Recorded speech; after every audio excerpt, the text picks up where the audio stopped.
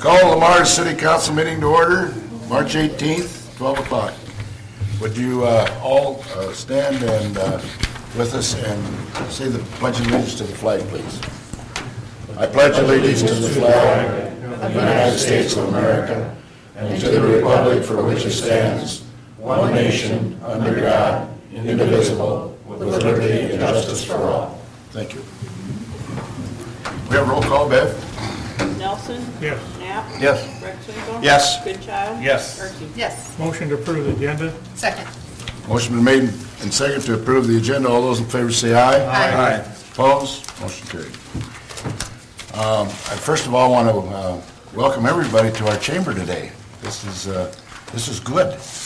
And also, particularly you people that are watching over television and our representative from the Daily Sentinel. The first thing on the agenda today is a hearing. We have two of them. I'm going to read the first one, and it's on the Code of Ordinance changes. At its February 18th, 2014 meeting, the council established this as the date and time for a public hearing to consider several ordinance changes as outlined below. The council has also requested an evening time to allow the public discussion of the issues. The staff has established and published this meeting on Tuesday, March 18th at 7 o'clock tonight. So in the event that you people that are watching over television has any questions, you have the opportunity to come to the meeting tonight, which will be just an informal meeting on these code changes. Before I open the hearing, I'm going to ask that there's quite a number of them in here. I'm going to read through all the ordinances, and each one of you will have an opportunity to discuss, if you so desire, the one you want to take or talk about. I'm going to ask you to stand up to the podium and state your name and address, but we are going to try to limit it to about 2 minutes for each person if we can. And the reason being is we've got a boatload of meetings this afternoon after this, and we're trying to keep them on schedule. So, but this is an important one, and we want to give you all the time we can. At this time, I'm going to open the hearing and ask for any written or oral objections or comments to the proposal. I'm going to read there's 8 ordinances changes, and I'm going to take the time to read them so that you totally understand them. First one is section 6910, winter parking restrictions. Eliminate odd and even parking between November 1st to April 1st, and change no parking at any kind between December 1st and March 31st. The second one is section 90, compliance with the plumbing code. Eliminate international plumbing code and change to the state of Iowa plumbing code. The third one is the number 91, location of meters. Eliminates the need for outside remote readers. Section 105, prohibit practices, makes placing garbage in recyclable containers finable. Section 6, open burning restricted, designates the fire chief or his designee as the sole issue of open burning permits. Number 13511 is maintenance of parking or terrace, and 151 is a pruning or corner clearance, eliminates the city's responsibility for the removal of trees or portions thereof that lie within the public right-of-way and places it on the abutting property owner. Number 13515 is a private irrigation systems within the right-of-way, allows for the placement of private irrigation systems in public right-of-way, but gives the city the authority to order the removal of the system or portion thereof, and states that the city nor the holder of a franchise license or easement granted by the city shall not be held liable for any damages caused by the system. And the last one is number 156, the recreational fires. States are perimeters for which recreational fires will be allowed. Has been a policy of the city for years, but has never been in the Code of Ordinances. So at this time, I'm going to open the hearing and ask if there's any objections, written or oral objections at this time.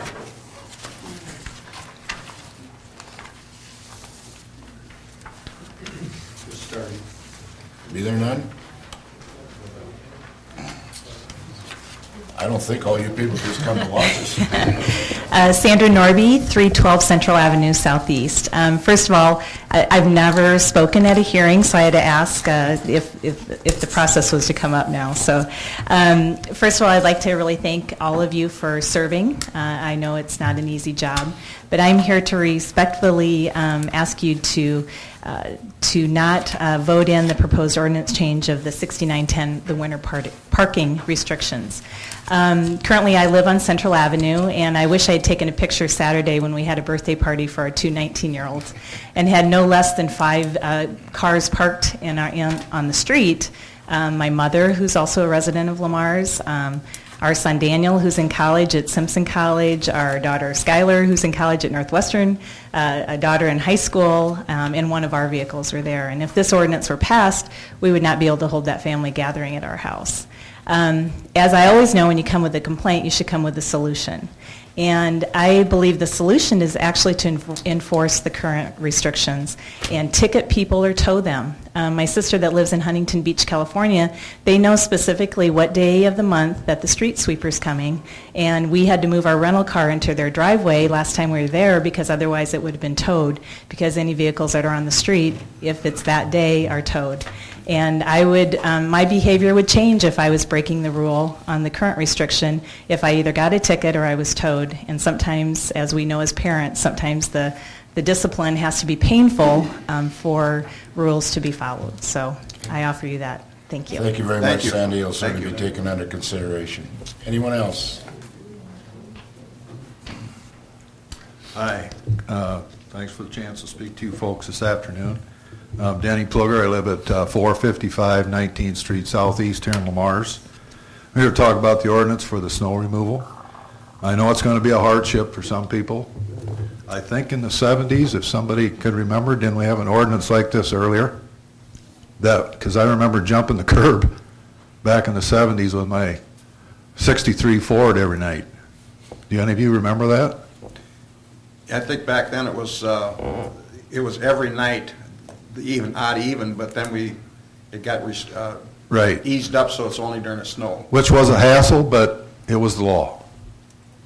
I respect the guys doing the snow removal, and I think it's a safety issue for them too. Going around cars, and didn't I read that it was like a $50,000 savings to the city if the cars were all off the streets? Did I read that somewhere? That's between the snow removal and the tree pruning. Both. Both ordinances, because the tree pruning is costing us a bunch of money too. Okay. How much of each is it? I don't remember. Do we? But there is a savings, and I'm for that. Okay. I don't want my taxes going up. I don't think you guys do, but I'm for the safety of the people too. I know it's going to be a hardship on people. I respect that. But do you know what other communities are doing? Like, say, Spencer, Storm Lake, Spirit Lake, Sioux Center. Has there been any input on that? Yes. Yes. And what are they doing? Let's see, you mentioned Spencer? Yeah.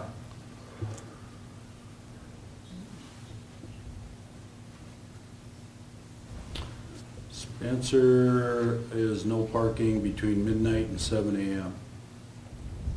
Storm Lake is in the business district, no parking between 2 a.m. and 6 a.m. In the residential area, 10 p.m. to 6 a.m. I got probably 25 here. I would say probably 60% of them is no parking at all until it's cleared. And examples of that is Pella, Norwalk, Mount Pleasant, Mason City, Knoxville, Johnson, Hiawatha, Grinnell, Fort Dodge, Clive, Lincoln, Clinton, Boone, Esterville, Red Oak, Algona, Ottawa, Haywarden, Webster City, Charles City, Oskaloosa. Again, those that I mentioned there are all no parking at all until the snow is cleared. Quite a few. Yeah. So, Anyway, we'll certainly take it under consideration, Danny. and Thank- bottom line, it's about money. Thanks a lot. Thanks.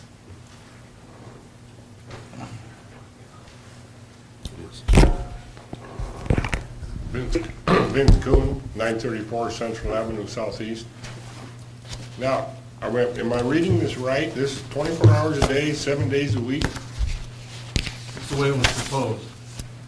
So in other words, the mailman can't park his Jeep and get out and walk around 2 blocks because he'd be parking on the street. The Culligan man can't drop salt off at their house because he's parking on the street. They would both be illegal according to that code then. How about the people shopping downtown? They're parking on the street. I mean, somewhere there's got to be some common sense. The downtown district and other similar districts would be exempt from the code the way it was written. But you gotta understand, the council hasn't voted on a single thing yet. No, but All we've done is got a proposal that's came from the street department and administration that they have problems with snow removal, so they wanna fix it. So then we're hoping that you guys help us fix it. Correct. That's our goal. That's the purpose of the hearing today Yeah. and the informal tonight. There's I- no decisions going to be made here today or tonight, after tonight's meeting. I don't think that, I just don't think there's any place to put the cars if you force them all off the street. Okay? I mean, I just don't know where they would be. Okay. The odd evening parking, I understand you guys have a problem with that. Years ago when Westmar was going, the house next to us had about 5 Westmar students in it. They observed the odd even parking, but they were always on the wrong side of the street. And I think that was, is a problem with a lot of people. Well, what side of the street do I park on today? And I don't know how you solve that, but my personal opinion We solve is- it by enforcing our project that we got right now on the odd evening side, put a better enforcement on it, and if we tow the car away 2 or 3 times, they probably ain't gonna do that again. and they It's gonna probably cost them figure money. out which side they're supposed to. And there isn't that many that's doing it, but some of them are, Yeah. and we're aware of it. Yeah. But my personal opinion is, I just don't know where you put the cars Okay? if you can't park on the street. Thank you. As far as you're concerned about temporary delivery vehicles, I think they are exempt. I know they're exempt from wearing seat belts if they're traveling under us, and they stop so often, so those cars really would not be under violation as I would understand it, because there's certain exemptions for temporary delivery vehicles, so. Stopping as a piece Thank you of very parking. kindly. Thank you. Anybody else? Me, Okay. coming. My name is Sarah Morrow. I live at 26 Plymouth Street. I'm talking about Chapter 6910, the winter parking restrictions. For a community, I think if you think churches, elementary schools, football games, the boulevard, kids are parking there. There'd be no parking for the kids. We would have to provide extra parking lots for them. Football games, where are people going to park during the football games? Because they park all the way down the school plus the neighborhood residents there. One business I can say is Bellissimo's. When her parking lot is over full, they park on the side street there. Teachers at the elementary schools, they park on the street, so you're going to have to provide parking lots for the teachers to park. So I think these are points that we need to look into, because that's going to be an expense for the city. Other cities such as like Omaha, I know it's a little bit bigger city, but Lamar's wants to bring community living to downtown and have the apartments and renovate. And I did renovate one of the uptown buildings, and they want us to do more. They have parking permits, so parking permits cost $50 a year, and they have to have a parking ticket in their window stating that they are a resident of downtown Lamar's, so then they can park. You're also you have to register it and give email addresses, so that if there was an issue with parking, the city would be able to email you, and if you don't have your car removed within that certain amount of time, you get towed. And I know the lady stated earlier, if we're not enforcing the odd even parking, people are going to do it. So it's just really enforcing that rule that we currently have, because it's not happening. Okay, thank you very much. Thank you. Hi, I'm Michael Paul, live at 1398 First Street Southeast. And I'm here to speak on behalf of somebody that was working and was unable to attend the meeting. She asked me to read the letter or the note. It says, "This is in response to the proposal by the City Council to end the street parking in the city of Le Mars during the winter months. One of the reasons for this change is supposedly to make less confusion. The odd-even concept has been in place for years. Everyone understands it. The only confusion I personally have," I can read the writing here, is when I encountered is when my car got ticketed with no snow. It was in the forecast, none on the ground, and every other car on the street, same side of the street as mine, did not have a ticket. I've already voiced my displeasure with the subject with the police department. Yes, this would make it easier for snow removal, but at what cost? What are the people without driveways to do? Pour one, would you say? But what if there is no room to do so or no money? What are the restrictions, or what are the visitors in our town to do about the parking? Even people with driveways have overflow and have guests park on the street. Does the city of Le Mars think that it is good PR to start ticketing for this? Finally, my last point, don't punish those of us who use the street for parking, just because some people can't keep their cars moved. That's what the parking ticket is for. Those of us without the driveways are cities of Le Mars also, but not second-class citizens. Let's not forget that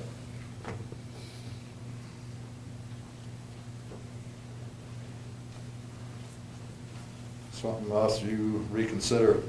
Let's not forget that, please, as you reconsider this unfortunate idea and leave things as they are.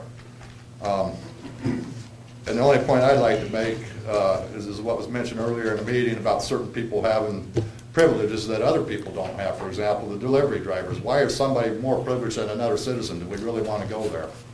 Okay. That's all I got. Thank you very much. Appreciate it. Anybody else?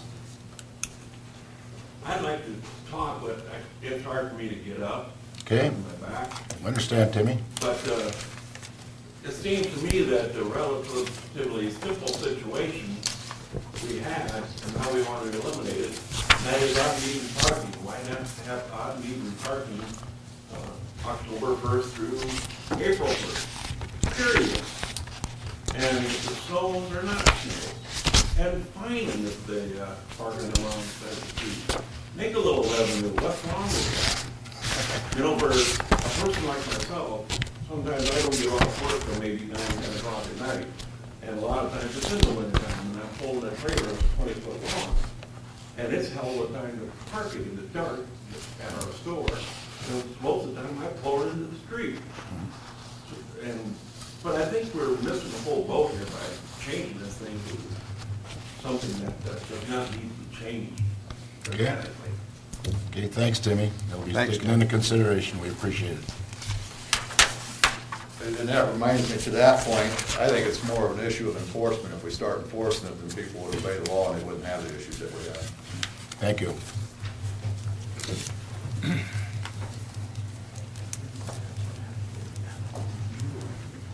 Tom Kurth, I live at 989 14th Avenue Southeast. For 28 years, I lived on Central Avenue with no curb cut for a driveway and no possible way of having one. So all my parking had to be in the alley. And naturally, the alleys never get plowed very early, so for me to park back there, a lot of the times it was just hand shoveling it out. But I didn't complain, I parked back there. And I'm one of those people who wrote the original ordinance, and it wasn't all about snow removal. It was about a lot of other problems we had in the town. People who park things on the street and just leave them there for months at end. I see roofers who come into this town leave a truck here, and then 2-3 weeks later, come back and get it and go to the next job. There was one that sat in front of the old residence that I lived at on Central Avenue last fall for about, near to a month, 3 weeks for sure. They roofed that house, and then that truck got moved finally up by the city cemetery when they came back to town to do another house. We were trying to address all those problems back then in the 1970s. Campers, boats, things that were just not to be stored on the street. They need to be moved. I mean, if you buy something like that, have that in mind. Where am I going to put it when I get it home? You know, if you don't have any room to put it, you better find a place to rent. Basically, you took on another responsibility. And we have people who are contractors in this town who leave their trailers just sit on the street weeks after weeks until they get a job, and then they move them. It was difficult for the city to maintain the streets, difficult for traffic to go down the streets. So I think the odd and even parking tried to solve a year-round problem, including the snow, but all this other stuff that we were faced with. It doesn't stop with the snow.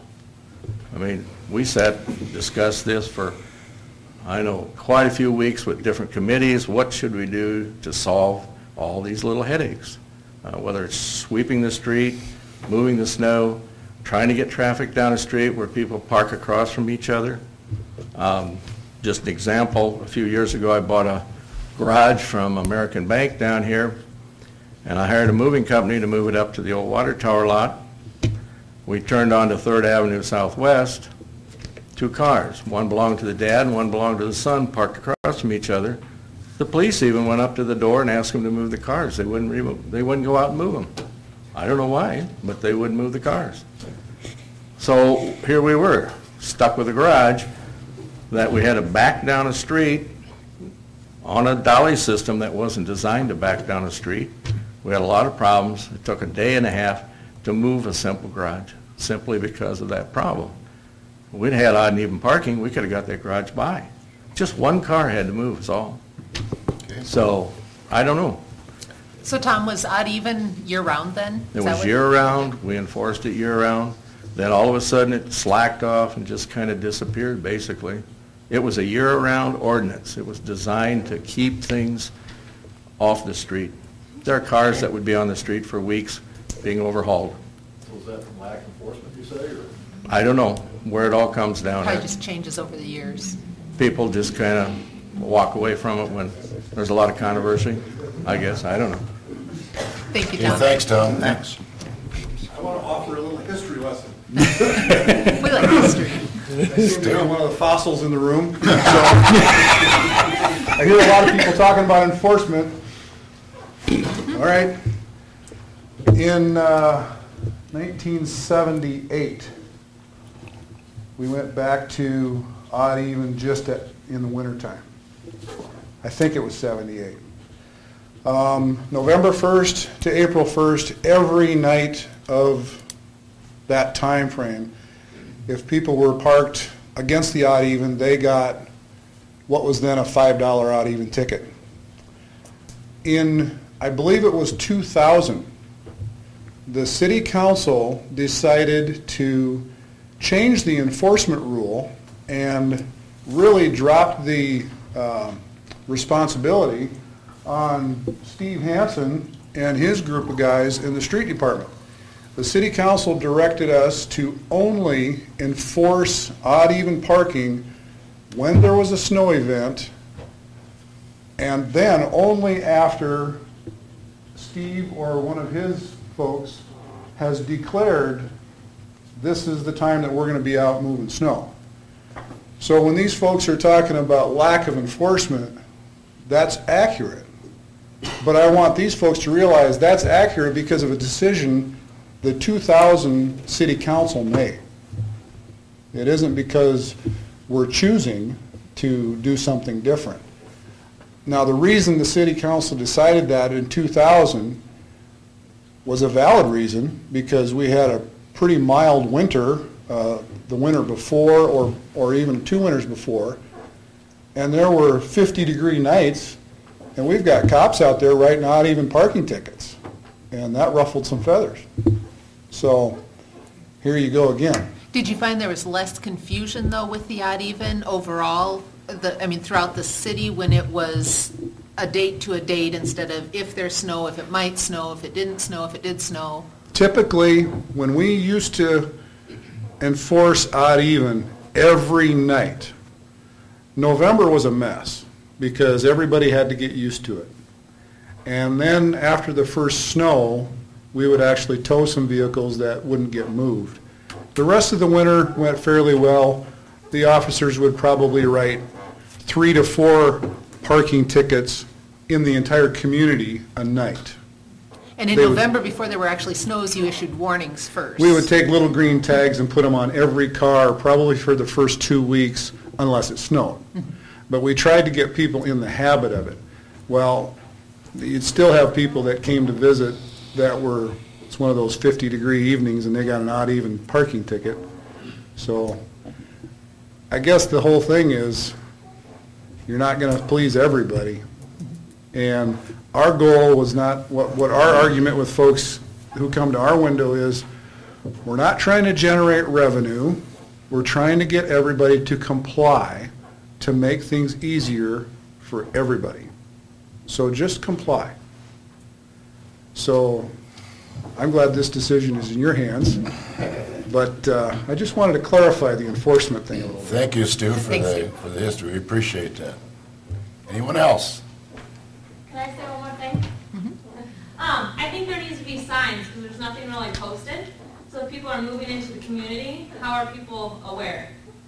It's posted on all the major entrances into Lamar's. It says it, so as you're coming in on the highway, it says odd even parking as you're going 35 miles per hour. You're supposed to read it?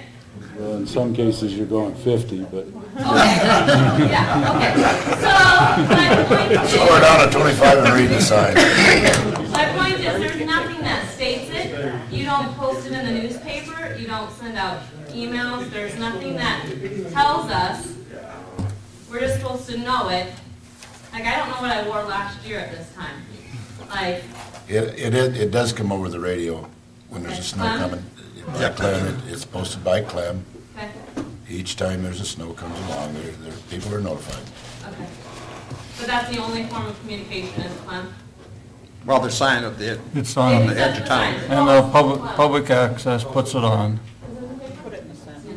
Sentinel puts it in, public access does, but the problem is the Sentinel puts it in, it's already the next day, you know, when we have the snow. Well, I'm just saying, what I'm stating is like, okay, if the enforcement's gonna be November 1, like, maybe for the week prior to November 1, remind citizens that this is the new enforcement, it's going to If start it's November changed, it'll be 1st. well informed.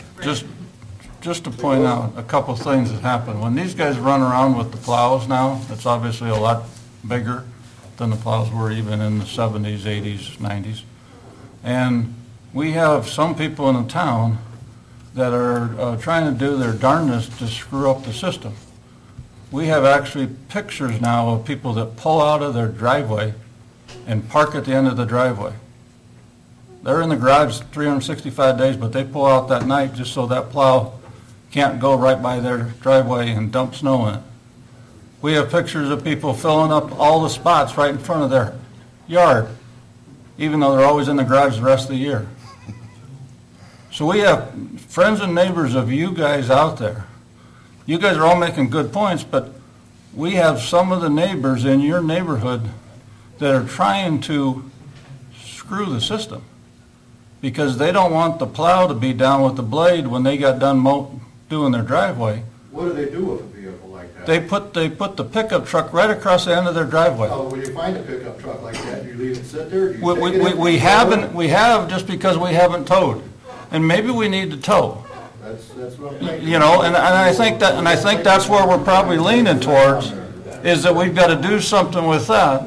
But the problem is we didn't have those things in the 70s, 80s, 2000. We didn't have people trying to park across from each other and not let a garage go down the street. We had people that were friendly and nice, and if you knew your neighbor was parked on the wrong side and there's 9 cars on one side and there's 1 car on the other side, somebody would go tell that person and they'd move it.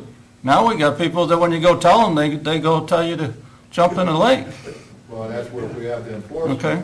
And code, and And that's what, you know, some of these people have gone to that, and I've heard a couple other cities where the first night they towed 100 cars.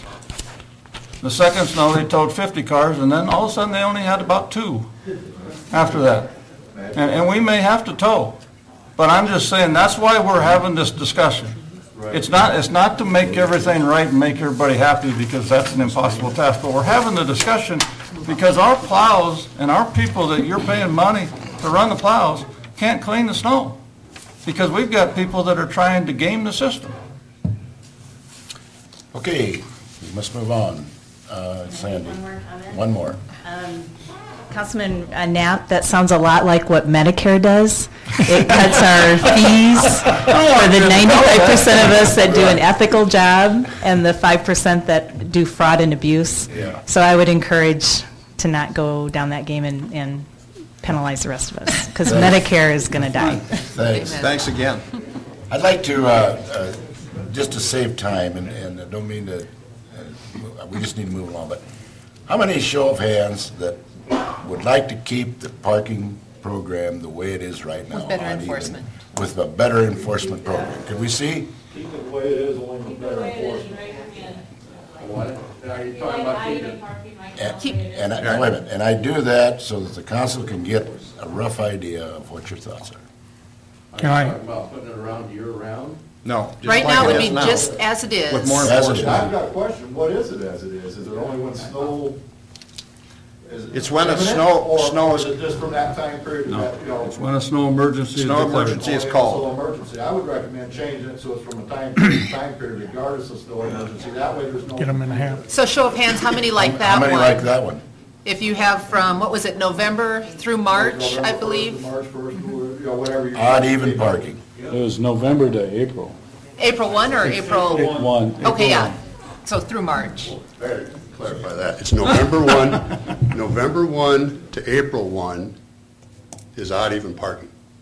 Okay? The way it It's is only- now. It's only enforced Right when it- now. when During snow it emergencies. snows and Steve says, we're Right. going out to plow streets. Right.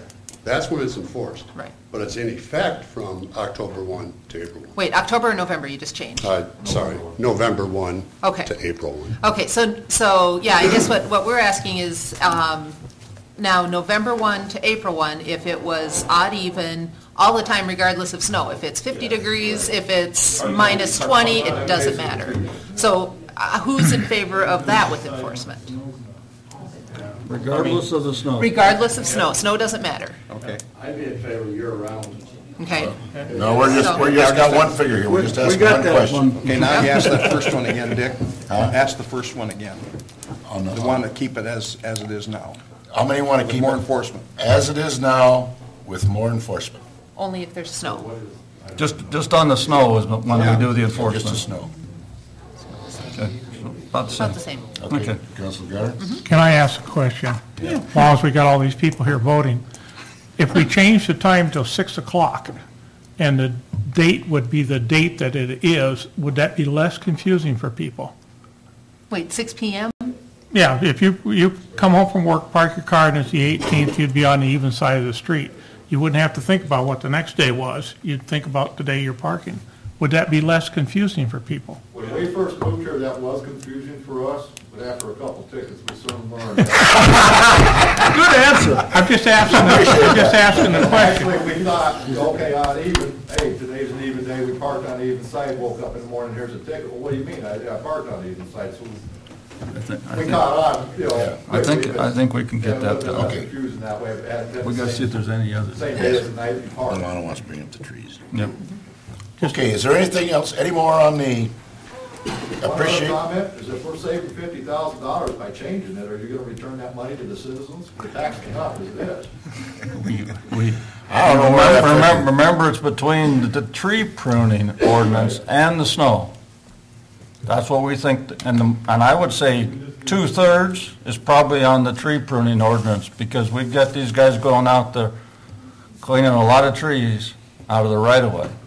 And if you're not with trees on the right-of-way, then you think you're losing, but there's other people with trees on the right-of-way that are making Central Avenue a great drive and all that kind of stuff, and should we be pruning those or not?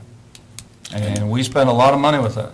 And speaking of the trees, let's bring that topic up now. Does any?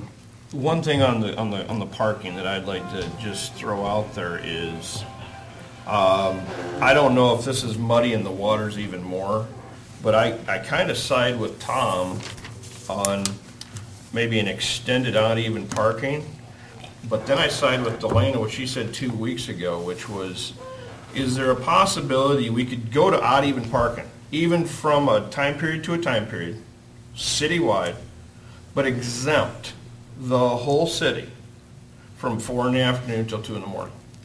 City's done working, bridge club, Boy Scouts, football games are in church activities are happening. City crews are not wanting to get out there. The whole town would be under odd even from what date to what date, but the whole city is exempt from 4 in the afternoon until 2 in the morning. You can't get a ticket then.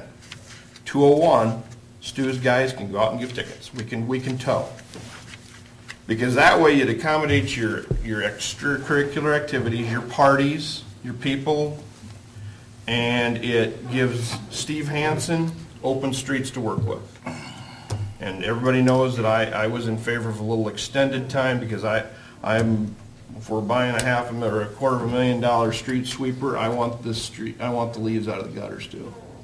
And if you drive around town this year, there's a lot of leaves, and I know they fell late. That's not an indictment on the city crew, but there's a lot of leaves that are going to go down our gutters this year. So that's kind of that's my 2 cents. All right. I got one more comment on the odd even parking.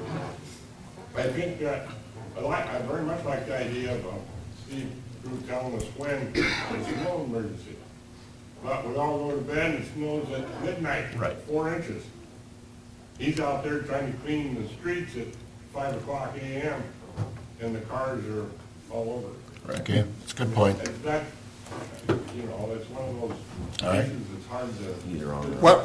What if it's where you, the weather station, the radio stations predict snow. You go to bed that night, if there's no snow, you still have to follow odd even because they predicted it.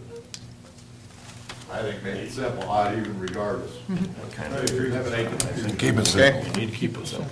Okay, thank you. Is there anything else that anybody wants to share on the, on any of the code, other 7 code? I've had several comments on trees. Okay. So did anybody here have any comments on the tree changes, the section 135 and 151? If not, I'll...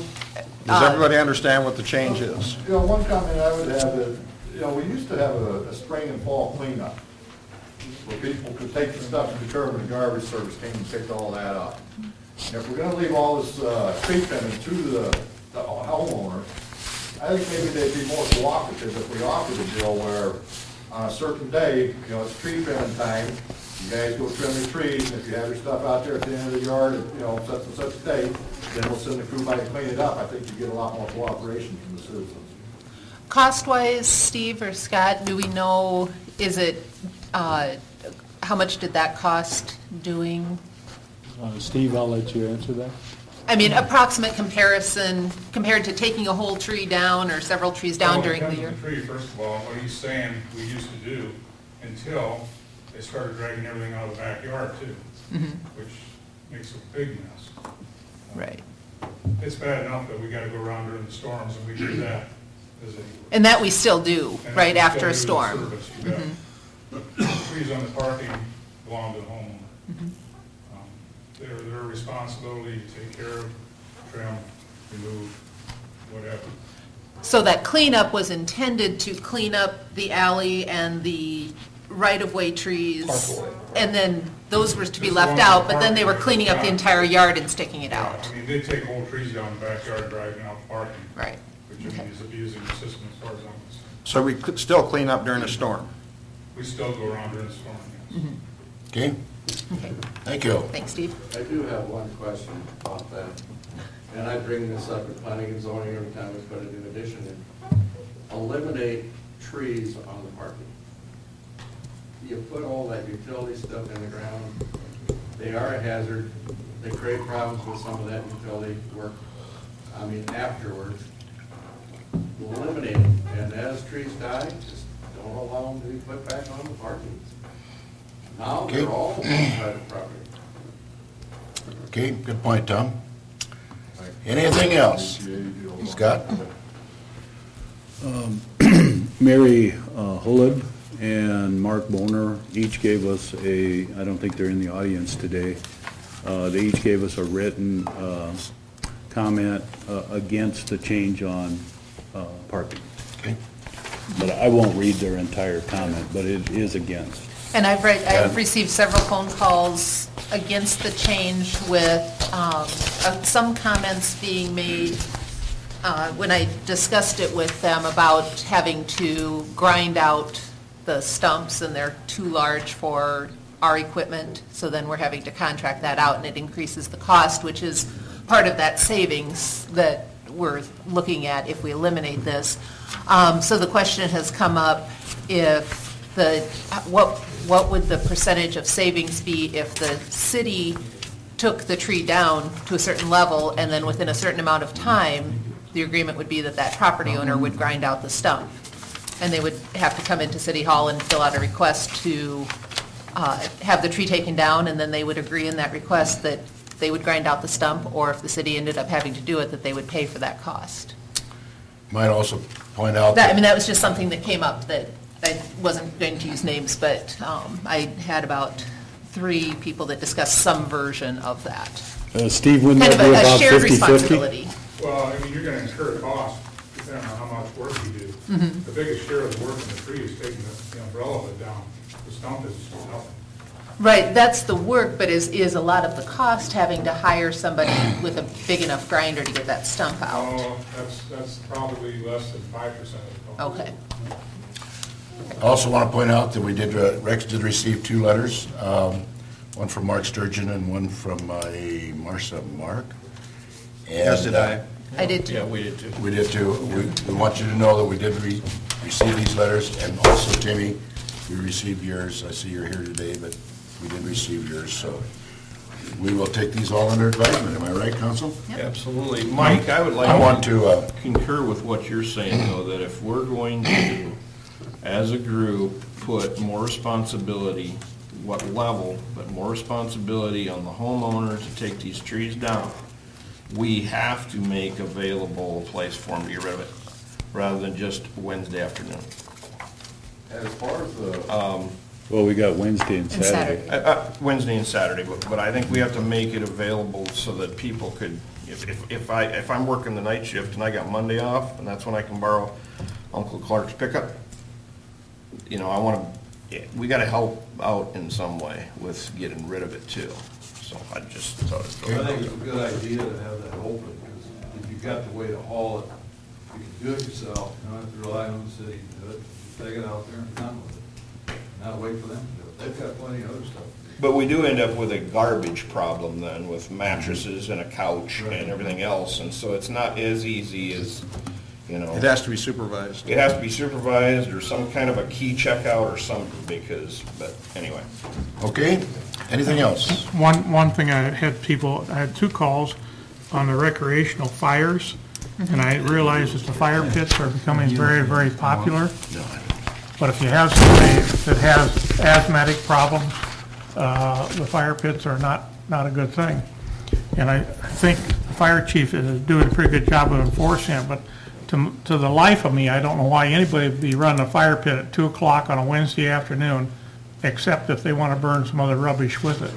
And that's kind of what happens. They decide as long as they got a fire going, they might as well take down their clematis vine and throw it in. So I think we'll get some other comments on that, but it's becoming a problem. Maybe, because I had a comment on that as well, maybe David could clarify for us, what is the protocol with the current proposal? I realize that's what's in place and we're just putting it in writing. Or Jason, what? The last paragraph on that last sheet. Like if somebody sees a problem, who do they call? Well, I was going to address Ken's. If it's offensive to a neighbor, I mean, that's in that last paragraph.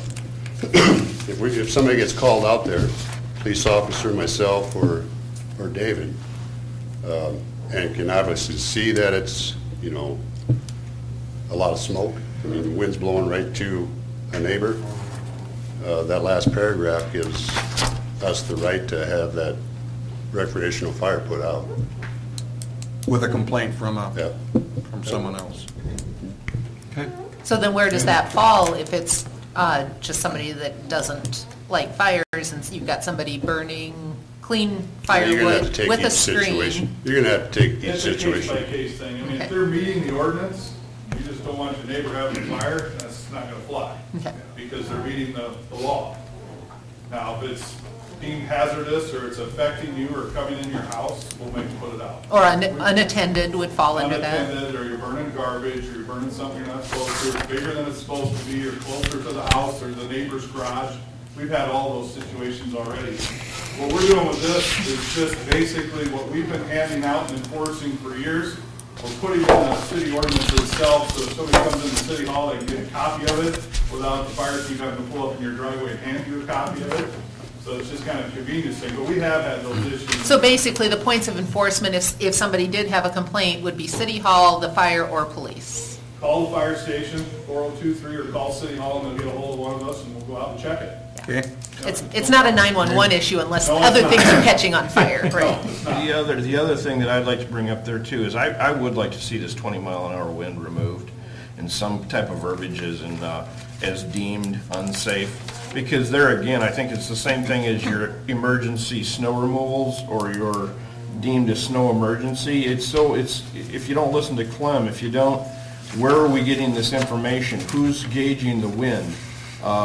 Is that at the airport, or is that gust, or is that sustained? I think it needs to be much more left up to the enforcers as to We've had some put out, Clark, under that last paragraph, that's kind of a catch-all. I've had some that the wind's only 10 mile an hour, but just due to the dry conditions or what they had around it, we made them put it out also. Sure, okay. So I think that last paragraph catches what you're saying. Those are parameters, but if we deem it hazardous for any reason, it's out. Sure. Okay? Okay, thank you. At this time, I'm going to close the hearing, and the council action request is there's really none at this time. We're going to be having, as I mentioned, an informational town meeting tonight on these very topics, and we will not make a decision tonight either. But I want to thank everyone for coming. And just so everybody knows, since this is an ordinance thing, it's got to go through 3 readings, it's got to be passed 3 different times, and we're not even going to start that tonight. So it's still going to be on the agenda for a while. The first reading won't be till April 1st, it looks like. And it can be amended at any one of those stages. Prior That's right. to April 1st or at that stage, yeah. And again, I want to thank everyone there for their input into this particular thing. Okay, moving on to the second hearing. Excuse me. The Public Works Building Project. As of March 4th, 2014 meeting, the council has set as the date and time to hear public comment on a Public Works Building project and to select building type and approve award of bid. The Wilchin Brothers Incorporated has been hired to perform the construction management, and I want to emphasize the construction management services for the new Public Works building. Administration negotiated and council approved a construction management fee of 5% of the construction cost. Other consultants to be hired for the respective services include PSS Incorporated for construction staking on an hourly basis, and CTS Incorporated for the construction testing on an hourly basis. The recommended schedule is as follows. The council set public hearing March 4th, 2014. The Public Works staff conduct pre-bid meetings on March 13th, what they did, and the council holds a public hearing on March 18th, which is today, and the Public Works Committee review building types and bids on March 27th, 2014. The council awards the building on April 1st, 2014. The Public Works Committee received M&E and concrete bids on April 10th, 2014, and the council award M&E and concrete bids on April 15th, 2014. The work that has already previously been accomplished includes, number one is the site layout, the building layout and sizing, the earthwork and grading to the proposed elevation of buildings, the stormwater detention placed in the northeast corner of the site, the storm sewer extended into site. The utilities are currently agent to the site within the street right-of-way. At this time, I'm going to open the meeting, or open the hearing on the Public Works Building and ask if there's any written or oral objections or comments to this project or to adopting plans, specifications, form of contract, or estimated costs. Yes, sir, go ahead. Would you please go to the podium? Yes, good. Michael Paul. I live on 1398 Plymouth Street, Southeast. And my question is in regards to the 5% management fee. I kind of do a similar thing in my business as a transportation broker, where part of my sales position to get oncoming freight is to let the company know that, look, whatever my fee is, you'll save more than that. That way it basically comes free of cost. And I was just wondering, is by having a 5% fee to a management company, is that saving the city any money? That, let's say because we got this management in force, they'll be able to save us 10% on a project. So in essence, it's a wash, it's well money spent. Or is it just another 5% we're throwing on top of it? I'm going to let Scott answer that because we've been through this several times. It's an immediate savings because of the way we're handling this project. It's construction management type of control of the project as opposed to the stereotypical engineering architectural firm control. And so we're going after pre-engineered buildings and pre-engineered systems. So we don't need an architect or an engineer. I'm handling the piece of the city engineering that is needed, but we don't need to hire an outside architectural engineering firm. firm. So people we're hiring to do this not capable of doing it without the oversight? We're going to. If it's already engineered and approved systems, but there's an approved contractor that's worked with those systems be able to do it properly? No, we need one party that controls the overall construction of the project because there's going to be approximately 12 subcontractors, if you will. Okay. One for the building, one for the concrete, one for the mechanical, which includes plumbing and HVAC, one for electrical, one for finishes, et cetera, et cetera, et cetera. So the hospital did this, only they hired an architectural engineering firm first, then they hired a CM contract, and they still went out and had 17 bids. So the only difference from what the hospital did to what we're doing is I'm handling it for the city as the city engineer, and then the construction management firm will handle all the components of the construction to make sure it all fits together. So the savings is direct and immediate. We didn't hire an architect, and those fees can run somewhere between 6% on the low to 12% on the high. And at 5%, I really felt that was a fair fee for somebody to, from the start all the way to the finish, control all of these 12 contracts to make sure it all fits together. And then my question would be, what liability do they have as a management team? For example, when they did the hospital, there were some issues with some collapse in the tunnel that went over to the hospital. I know also Wilton Construction, before the boys owned it, had some issue with the church when they did some work at Galen. And another issue was, not being able to match the brick that some of the people at Galen were very upset with. So I'm just kind of wondering, we're giving out 5%, which is a good chunk of money for something that, I agree with the oversight. For example, in my business, that's part of my sales pitch is, look, it won't cost you anything if you hire me to do it because I'll save you more than that if you did it on your own. And if I can't, then, let's try it out for 90 days. And if it works out, fine. And if not, after 90 days, we part ways still being friends.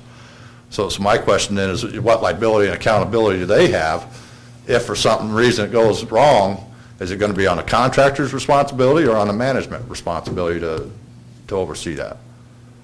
On the individual contracts. on the individual contracts. So if we're having the individual contract be liable for it, what's the need for the management if we can just go with the contractor and say, well, I've already explained that. You got 12 different contracts that all need to be coordinated together. And we don't have anybody in the city whose job that is? Not anymore, because We we don't have. They could direct me to do that and pull me from some other area of We the don't have an city. engineering department anymore in the city. Then my question would be, what would the cost of 5% be versus hiring an engineering? The engineering firm cost about 10%. You ever hired engineers? No, I don't like dealing with the tech. You gotta try it sometime. But what I'm saying though is, It's cost you know, about 10% in the past.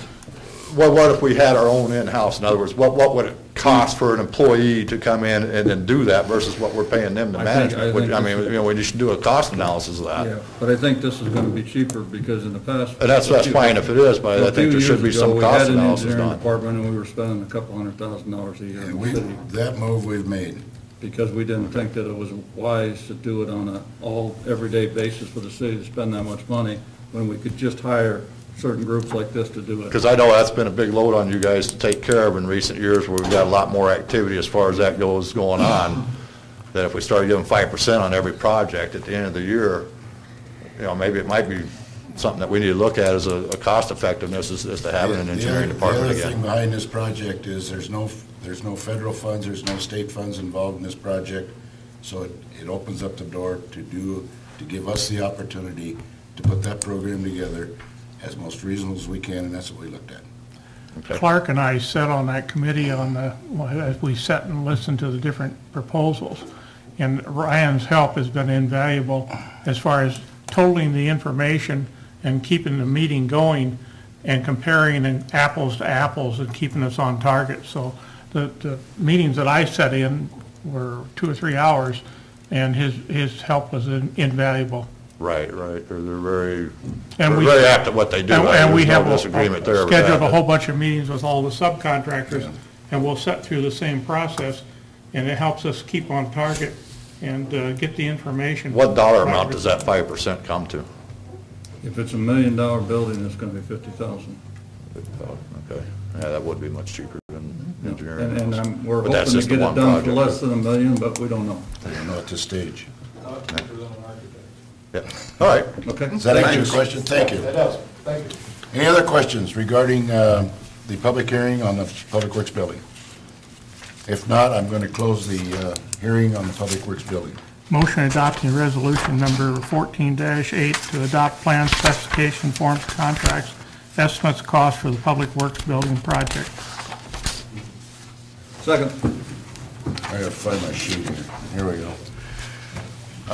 Motion been made and second, adopting the resolution number 14-8 to adopt plans, specifications, form of contract, and estimate of cost for the Public Works building project. I have a quick question. Okay. How do we vote to adopt plans and specifications when we don't, the Public Works Committee is reviewing building types and bids on the 27th, and we awarded on the 1st, so, Well, that is the plan. You have agreed from April of 13 that this would be a pre-engineered building. So that, the plan is to do a pre-engineered building on this project. but all pre-engineered buildings are not created equal, No, correct? they're not. So, But we're not what gonna- plans are we adopting? The plans are essentially the configuration of the two buildings on the site that we have at 18th Street with the rough sizes that we have called out on the set of plans. So we're approving a plan to have a final plan? Yeah, but we're not voting on any dollar amount right Right, now. that's not till April 1st. The one building is 60 by 200 and the other building is 80 by 350. And 18-foot sidewalls on the center part, 16-foot sidewalls on the east part, 10-foot sidewalls on the office part, and 16-foot overhead, 16-foot sidewalls on the smaller building. So right now, it's the concept as drawn out there with the actual construction plan to come with the bid on April 1st? Yes. Got it. Because Okay, just wanting to we- clarify that. Because we could have, any imagination you want as far as combination of steel, concrete, and wood. And again, Scott, how do we publish the notice of going out for bids? I mean, A notice got published this week for those dates that's in your agenda. Okay. For the, specifically, John, for the 27th of March and the April 10th. Okay. Did that answer your question, John? Yep. And that was a notice to bidders. Okay, there's a motion on the floor. Could we have a roll call on that, Ben? Goodchild? Yes. Ricky? Yes. Rexmaco? Yes. Nelson? Yes. Knapp? Yes. Motion reauthorizing the use of the Lamar's Urban Renewal TIF revenue to fund the Public Works Building project. Second. Motion made and second. Reauthorizing the use of the Lamar's Urban Renewal TIF revenue to fund the Public Works Building. All those in favor say aye. Aye. Oppose? Motion carried. Okay, moving on to general discussion. John, do you have anything? Or the citizen? Thumbs up award, you mean? Thumbs up award, No. excuse me. Clark? No, not at this time, thank you. Delana? I do. Spring's almost here. I've seen robins out, and I'm very happy. Oh, good. That's good. I have to be happy about something occasionally, You tell me right? it's coming then, huh? Yes. Rex? Well, I think sometimes when we have people show up in the audience, they think that we're against what they're voting on or what they're saying. And actually, we appreciate it more than you can know. And you people on television, same thing. We've got to hear from people on what's going on so we can get it right. So, thank you. Yes, very much appreciated. Yep. Public input is By all appreciated. means. Ken? Nothing today, thank you. I do have one thing, and that is, I seen a piece of teamwork between our, between two departments in our city here last week. And I don't know the exact figures, but I'm sure they saved the city somewhere in the neighborhood of $2,000 to $3,000. The light on the tower up here was out. And I don't know if you know how high that tower is, but Gail Sitzman contacted our fire department, and our fire department had the equipment and took the big ladder truck and went up there. They wanted me to go along, but I didn't. They went up there. They went up there and changed that light within 3 minutes, and it was all done and handled. That's teamwork going on in this city. You'll dress as a rabbit and you won't go up on big Give me a call on that next time. I'll volunteer. I won't. But the point is, if we'd had to bring a crane out of Sioux City and they get about $1,000 an hour, we saved a lot of money. I just wanted to bring that up. Keep it up, fellas. Okay, consent items. All items listed under the consent agenda will be enacted by one motion. There'll be no separate discussion on those items unless a request is made prior to the time the council votes on the motion. We've got 4 of them. Number 1 is the approval of the March 4th, 2014 regular meeting minutes. Number 2 is a list of bills for the period ending March 14th, 14. Number 3 is a monthly financial statement for February 2014. And number 4 is a renewal of the beer permit in Lamar's Country Store. Any council members have any questions on this? If not, I would entertain a motion. Motion to approve consent items 1 through 4. Second. Motion made and second to approve the items, consent items 1 through 4. All those in favor say aye. Aye. Opposed? Motion carried. Going on to the action items, the water system improvements and the water main extension. Attached is a list of bids received by the Water System Improvements 2012, the water main extension. The McClure Engineering Company provided the design, the plans, and the specifications and submitted for construction permit through the IDNR. Council previously approved said plans at the public hearing on February 18, 2014. The staff requested bids for the materials separate from the installation. The financial impact of this project was previously anticipated and is required to connect the water tower and the booster station to the distribution. Prior bonding for water system will cover the cost. The total bid price was $297,548.50. Is $10,000 less than the estimate of $307,000. Does anybody have any questions on that? The bids were let.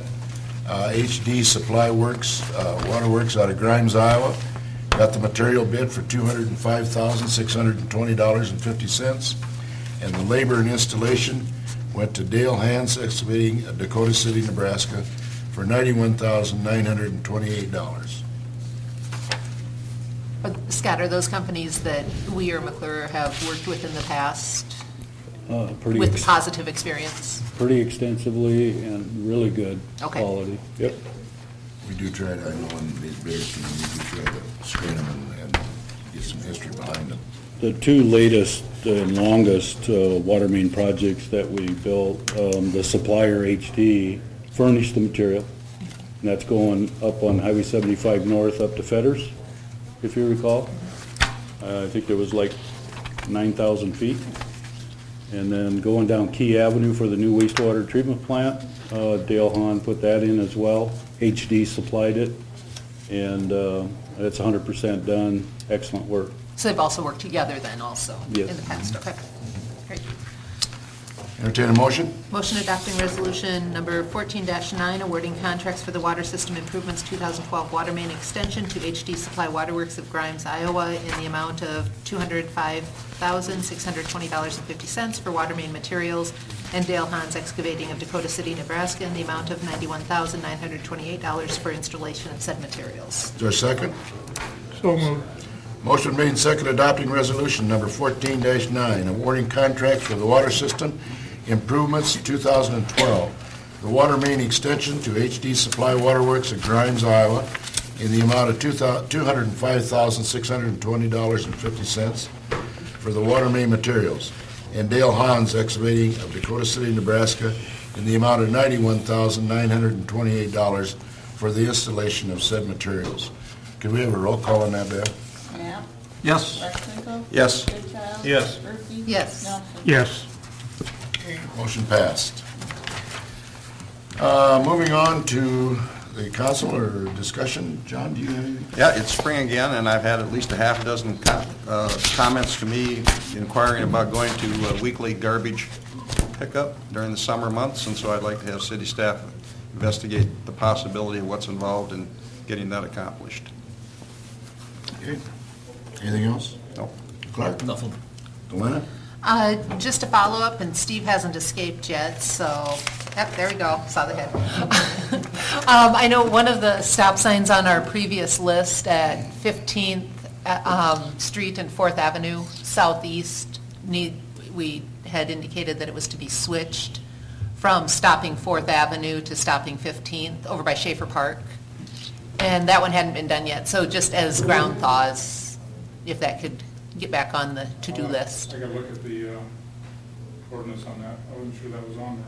I think it was, because 4th Avenue is to be a through And we had talked about it. street, yeah.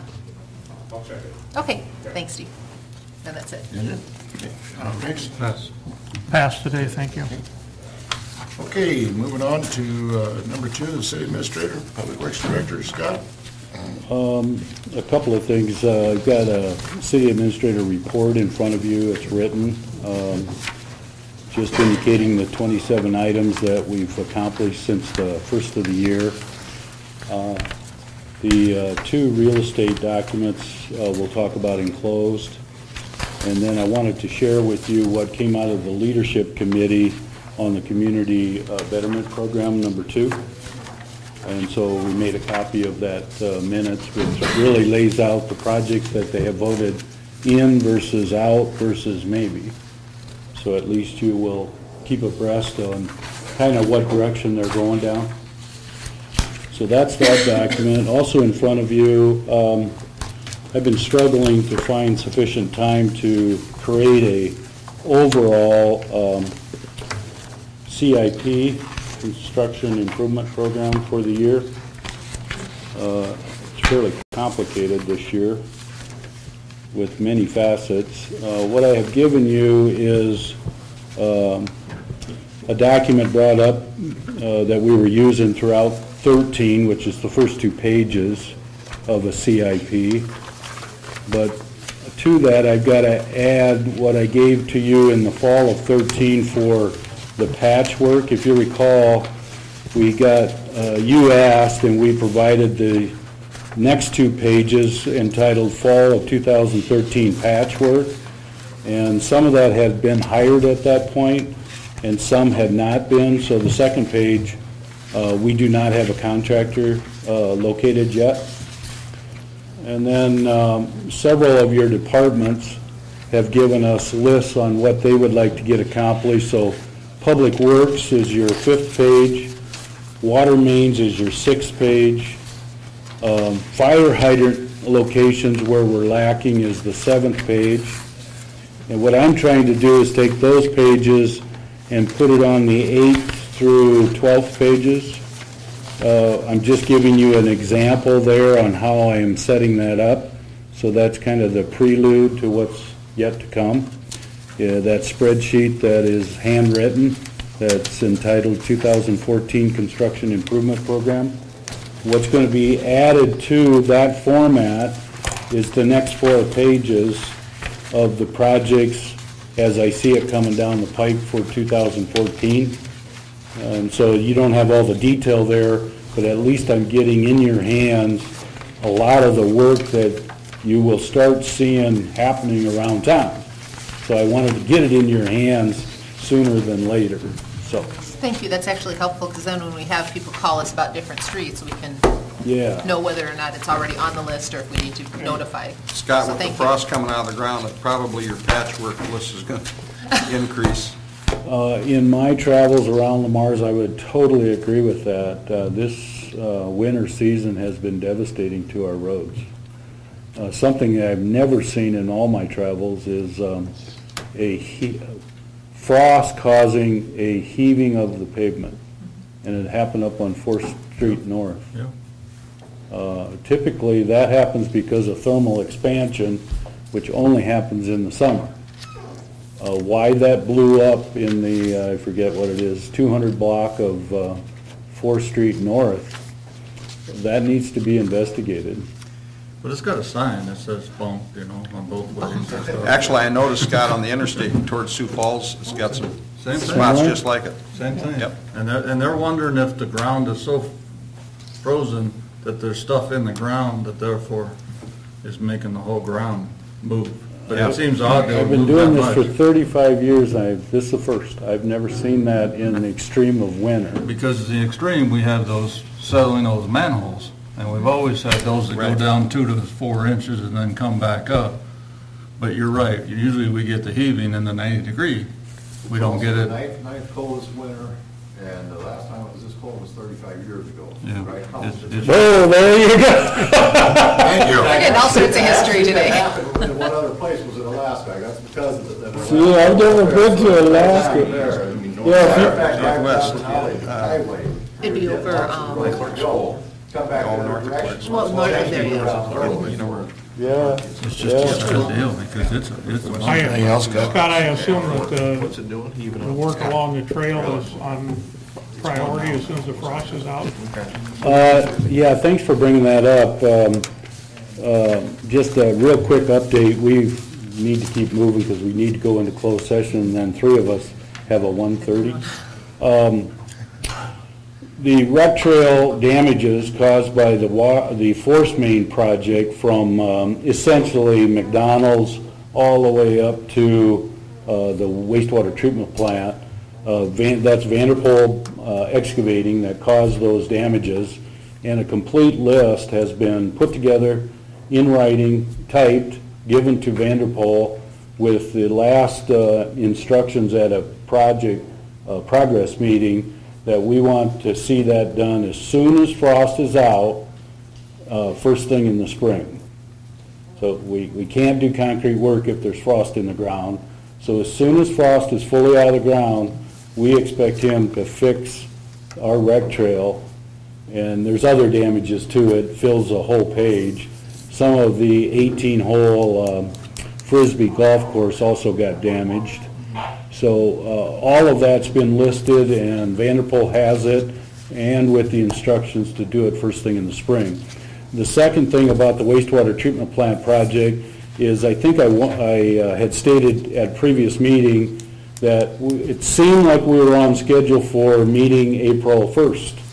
One little glitch caused a 2-month delay, and that is the motor control centers were spec'd to be Allen Bradley, were ordered as Allen Bradley, and so Allen Bradley was fabricating those motor control centers, truncated as a MMC, and they built them, they sent them to UL for UL certification, and they couldn't get certified. Had to go back to Allen Bradley to get redesigned and modified somehow, and that's about the extent of my knowledge on it.